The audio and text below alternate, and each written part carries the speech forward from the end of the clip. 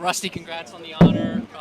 Obviously, it's got to be pretty surreal being in that room with, so many different generations of NASCAR legends. What is it like just having this conversation? It was really, really cool when we walked in there because I got to see so many people I haven't seen in a long time. I mean, the first person I saw was Ernie Irvan, and Ernie and I did a lot of racing together. And then I saw Carl Edwards up there and haven't seen Carl for a long time. And the list just went on and on. And they have Mr. France, Jim France up there, taking a photograph with him and giving us our award. It was very, very, very awesome.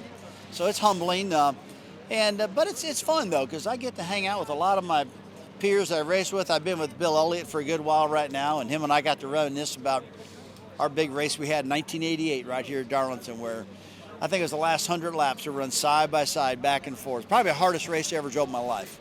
And so I can go on and on, but it's a lot of fun. And how would your skill set kind of mend to the next gen car? Well, I don't know, because we had a conversation about that actual question a little while ago.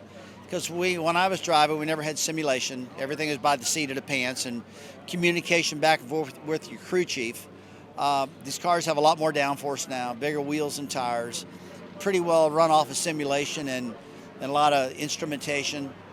So I'd have to just get in there and feel it out, except that I was always really good at trying to call a lot of the shots about what I wanted for springs and shocks and the setup of the car.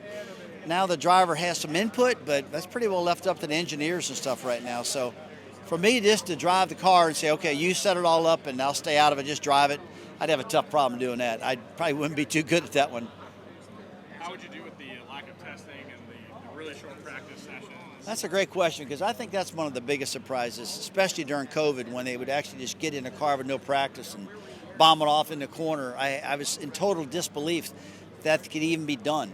I wouldn't trust the car that good, that in the past, if you tried that, you'd bomb it down the corner and it'd bottom out and you'd slide up and hit the wall, or at least you had to warm the tires up a little bit or something. So the drivers got a lot of confidence in those cars. Got a lot of confidence in their crew chiefs and their owners and everybody to do something like that, but they're doing it. You talked about This is Harrison Burton, driver the number 21. Make sure to hit that subscribe button. Also, check out one of these two videos beside me. Visit frontstretch.com for more racing content.